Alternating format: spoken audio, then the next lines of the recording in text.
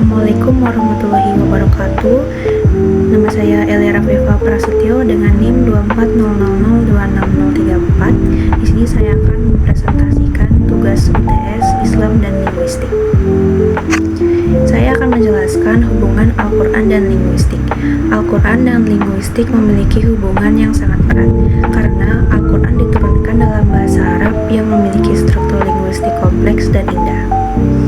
Linguistik sebagai ilmu yang mempelajari bahasa secara ilmiah membantu dalam memahami kandungan Al-Quran melalui kajian terhadap bunyi, fonologi, bentuk kata, morfologi, struktur kalimat, sintaksis, makna kata, semantik, hingga konteks penggunaannya yaitu pragmatik. Para ulama dan ahli bahasa sejak masa awal Islam telah menggunakan pendekatan linguistik untuk menjelaskan dan menafsirkan ayat-ayat Al-Quran melalui akurat. Bahkan kajian terhadap Al-Quran turut mendorong lahirnya cabang-cabang ilmu bahasa Arab seperti Nahwu, Shorof, dan Balaghah.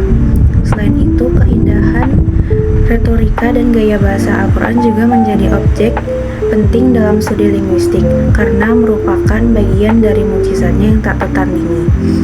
Dengan demikian, linguistik berperan penting dalam memperdalam pemahaman terhadap peran-peran ilahi dalam Al-Quran. Kemudian ada perbedaan bahasa Quran dengan bahasa Arab serta bahasa lainnya. Yang pertama, asal-usul dan silat bahasa.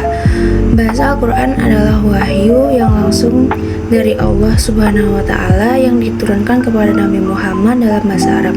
Sementara bahasa Arab biasa adalah bahasa yang berkembang secara alami di tengah masyarakat Arab.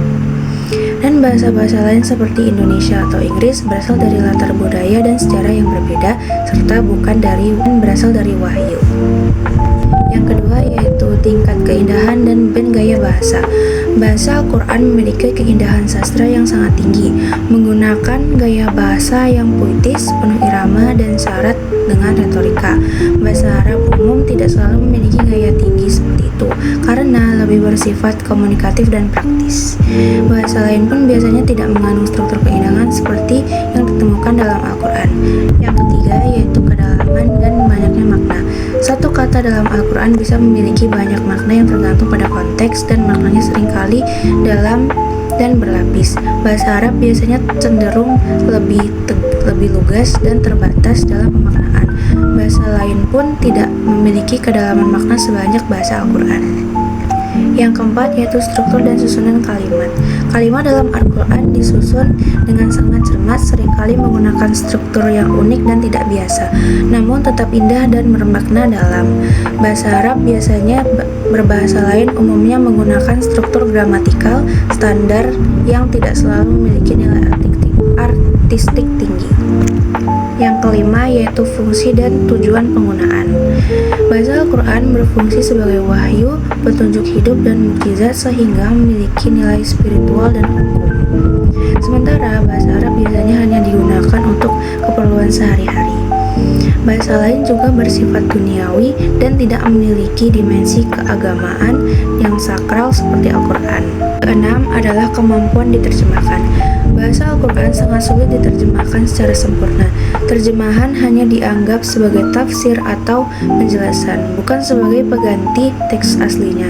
Sementara itu, bahasa Arab biasa dan bahasa lainnya umumnya dapat diterjemahkan antar bahasa dengan lebih bebas tanpa kehilangan terlalu banyak makna.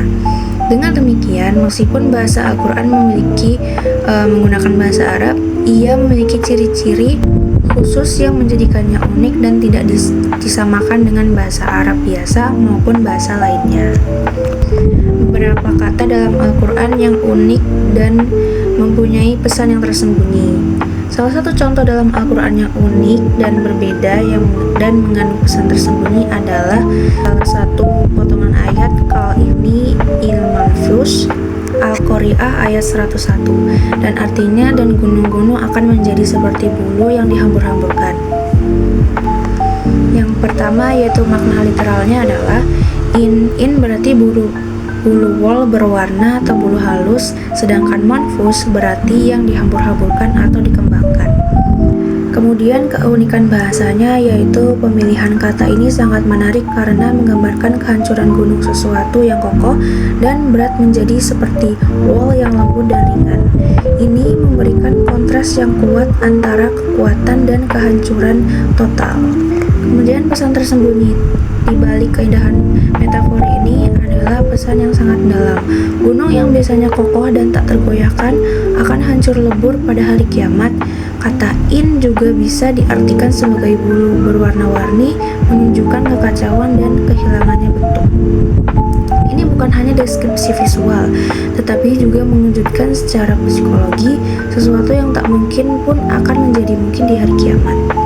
Kemudian keunikan fonetiknya adalah kata ini memiliki bunyi yang lembut dan ringan saat dilafalkan dengan huruf seperti H, N, atau S. Mencerminkan sifat ringan dari bulu wol yang sedang digambarkan ini menunjukkan keselarasan antara bunyi dan makna, yaitu phonosematics, sebuah ciri istimewa dalam bahasa Al-Quran. Yang terakhir adalah kesimpulan. Bahasa Al-Quran memiliki keunikan yang membedakannya dari bahasa Arab sehari-hari maupun bahasa-bahasa lain di dunia. Bahasa Al-Quran juga bukan sekadar bahasa Arab biasa, melainkan wahyu ilahi yang kaya akan keindahan, kedalaman makna, dan struktur linguistik yang kompleks, serta penuh mukjizat. Kajian linguistik sangat penting dalam memahami Al-Quran secara lebih mendalam, karena membantu menjelaskan aspek fonologi, morfologi, sintaksis, dan semantik dalam konteks wahyu. Selain itu, bahasa Al-Quran juga sulit diterjemahkan secara sempurna, sehingga terjemahannya hanya berfungsi secara tafsir, bukan pengganti teks asli. Dengan demikian, linguistik menjadi jembatan yang sangat vital untuk mengapresiasikan dan menginterpretasikan pesan-pesan yang agung yang terkandung dalam Al-Quran. Sekian presentasi dari saya. Wassalamualaikum warahmatullahi wabarakatuh.